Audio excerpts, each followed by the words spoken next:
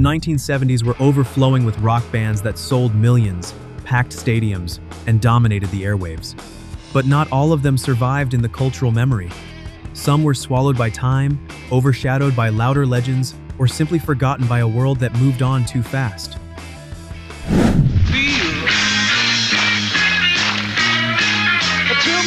These are 12 bands that were absolutely massive in the 70s, and yet somehow faded from the conversation. Their music never stopped being great. The world just stopped paying attention.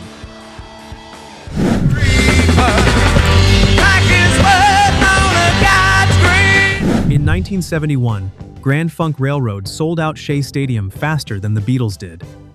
Let that sink in. This band from Flint, Michigan, was one of the biggest rock acts in America, filling arenas with a blue-collar brand of hard rock that connected with working-class audiences on a level that critics never understood. Mark Farner's guitar work was raw and powerful, Don Brewer's drumming was relentless, and Mel Shacher's bass hit like a sledgehammer. Making up a nickel bags and a... We're an American Band became one of the defining rock anthems of the decade, and the Locomotion proved they could dominate the pop charts as well. Their live shows were legendary, sweaty, loud, and electrifying events that left audiences drained and begging for more. But the critics never embraced them, and over time, that lack of respect took its toll on their legacy. Today, most people under 40 have no idea that this band once outsold and outperformed nearly every rock act on the planet. Were you ever at a Grand Funk show? And if so, do you remember the energy in that room?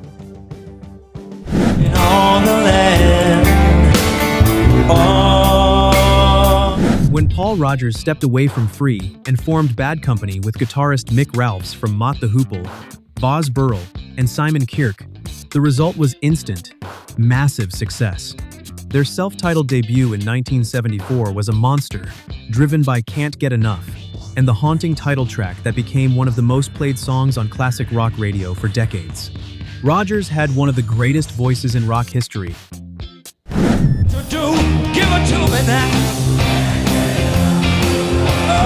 Smooth yet powerful, capable of delivering a ballad with the same conviction as a hard-driving rocker.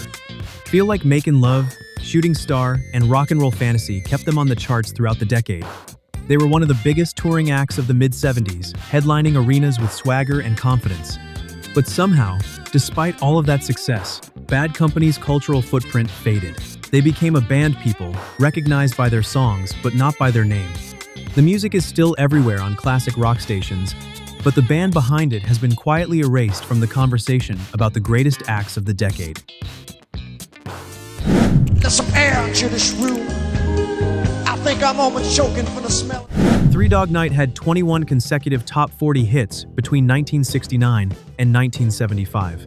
They placed 11 songs in the top 10. Joy to the World, Mama Told Me Not to Come, One, Shambhala, the hits just kept coming. One after another, relentless and inescapable. What made them unique was their three-vocalist format.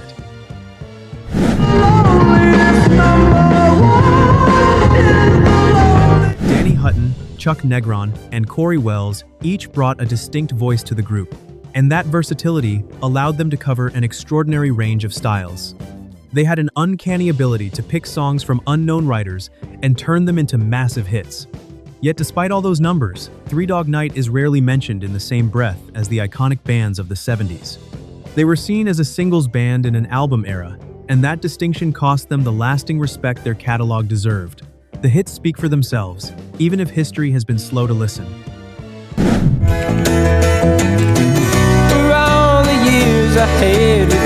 There was a time when Bread was one of the biggest acts in America. David Gates wrote songs of such delicate beauty and emotional precision that they became the soundtrack to an entire generation's love stories. Make It With You, Everything I Own, If, and Baby, I'ma Want You were staples of AM radio and slow dances at every high school across the country. Gates had a voice that was soft but never weak, gentle but always deeply felt. Things that I do, and we'll see. His melodies were deceptively simple, the kind that lodged in your memory and stayed there for decades. Bread sold millions of records and charted consistently throughout the early 70s. But as rock moved toward heavier territory, Bread's soft rock sound fell out of fashion. They were too gentle for the new generation and too easy to dismiss as lightweight. That dismissal was unfair. The craftsmanship in their songs was extraordinary, and their influence on the singer-songwriter and soft rock movements is undeniable.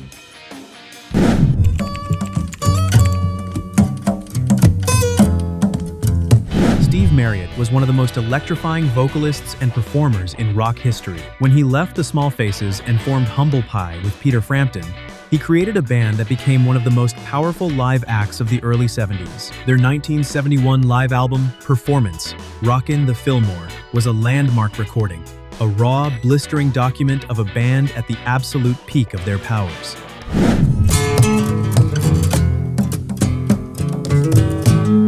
Marriott's voice was a force of nature, a searing, soulful scream that could fill an arena without a microphone. Frampton eventually left to pursue his solo career, but Humble Pie continued as a devastating hard rock machine. 30 Days in the Hole and I Don't Need No Doctor became staples of their crushing live show. But Humble Pie never achieved the lasting legacy they deserved.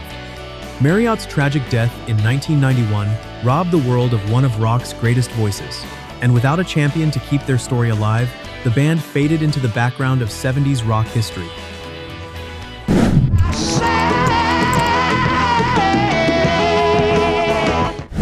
American Woman was a phenomenon.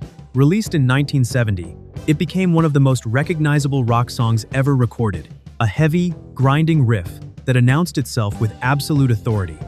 The Guess Who, led by Burton Cummings and Randy Bachman, were one of the biggest bands to ever come out of Canada. These Eyes, Laughing, No Time, and Share the Land were all massive hits that showcased Cummings' extraordinary vocal range. No time for a gentle rain, no time. The band's ability to move between hard rock, pop, and soulful balladry. They were versatile, prolific, and consistently excellent. But internal conflicts took their toll. Bachman left to form Bachman-Turner Overdrive, and without that creative partnership, the Guess Who struggled to maintain momentum.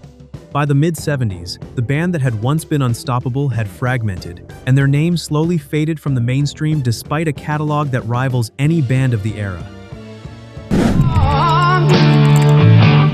Wrong with you. Foghat was boogie rock at its finest, and in the mid-70s, they were filling stadiums across America. Slow Ride became one of the most iconic tracks of the decade, a grinding, hypnotic groove that still sounds massive today. Fool for the City was packed with tracks that showcased a band at the peak of their powers. Their live album, Foghat Live, captured the raw energy of their concerts and went multi-platinum, proving their appeal was a full-body live experience. And I don't want you to walk. Dave Peverett's guitar work and Rod Price's slide playing gave them a sound that was unmistakably their own. But when punk and new wave began reshaping the landscape, Foghat was pushed aside as part of the old guard. Their cultural impact today is minimal compared to what they were, and that gap between legacy and reality is one of the biggest in 70s rock. Do you remember what it felt like when Slow Ride came on and the whole room locked into that groove? Left to me, left. Horse with No Name went to number 1 in 1972, knocking Neil Young off the top of the charts. That alone tells you how big America was. Jerry Beckley, Dewey Bunnell, and Dan Peek created a sound that blended folk, soft rock, and lush harmonies into something warm, inviting, and instantly recognizable. Need you like the flower needs. Ventura Highway, Sister Golden Hair, Tin Man, and A Horse with No Name were not just hits. They were part of the fabric of 70s radio, songs so woven into the culture that they became invisible, always playing somewhere in the background of American life. But as the 70s gave way to the 80s, America's gentle sound was eclipsed by louder, more aggressive acts. They became synonymous with a softer era, and that association worked against them as musical tastes hardened. The songs survived, but the band behind them gradually disappeared from the spotlight. You got a pretty face, but the rest of you is out. Sweet was glam rock royalty. In the early and mid-70s, they were one of the biggest bands in Europe, and a major force on the charts worldwide. Ballroom Blitz, Fox on the Run, and Love is Like Oxygen were massive hits that combined hard rock power with pop hooks and the flamboyant energy of the glam movement. What many people do not realize is how talented Sweet actually was. Beneath the makeup and costumes was a band of serious musicians who could play with a heaviness and precision that caught many listeners off guard.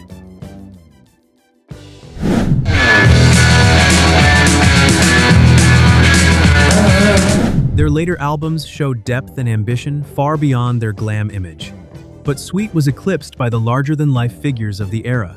Bowie, T, Rex, and later Kiss absorbed the cultural attention, and Sweet was left fighting for space in a genre they helped define.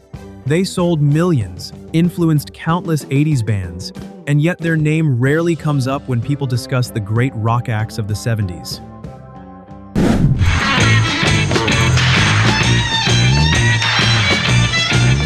In the United Kingdom, Slade was absolutely massive. Between 1971 and 1974, they had 6 #1 singles and were one of the biggest-selling acts in British history. Noddy Holder's voice was a weapon, a raw, powerful scream that could fill any room. Come On Feel the Noise and Mama We're All Crazy Now were anthems that defined British glam rock at its most joyful and chaotic. Their influence on the next generation was enormous. Quiet Riot built their career covering Slade songs, and bands from Def Leppard to Kiss have cited them as a major inspiration. Slade was one of the key architects of the sound that would fuel the 80s hard rock explosion.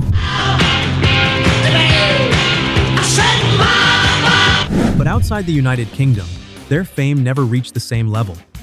America embraced their songs through other artists' covers, but rarely credited the originals. Slade deserved to be recognized as one of the most important rock bands of the 70s, and their absence from that conversation is a loss for everyone. Deep inside. Paul Revere and the Raiders were one of the most successful American rock bands of the late 60s and early 70s. They had a string of hits including Kicks, Hungry, and Indian Reservation, which went to #1 in 1971. Their image was bold and theatrical, dressed in Revolutionary War costumes that made them instantly recognizable. They were regulars on national television, and their live shows were packed with energy and showmanship.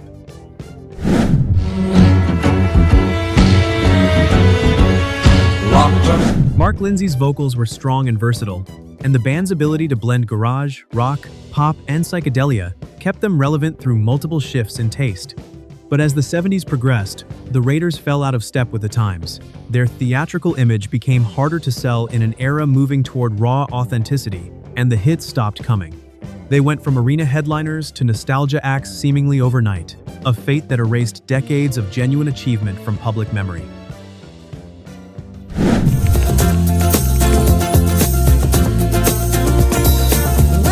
The Doobie Brothers were one of the best-selling bands of the entire decade. Listen to the music. China Grove, Black Water, Long Train Runnin', and What a Fool Believes were all enormous hits that defined different eras of the band's evolution.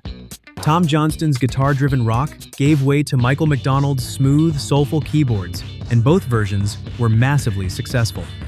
They won multiple Grammy Awards, sold tens of millions of albums, and were a constant presence on radio throughout the 70s.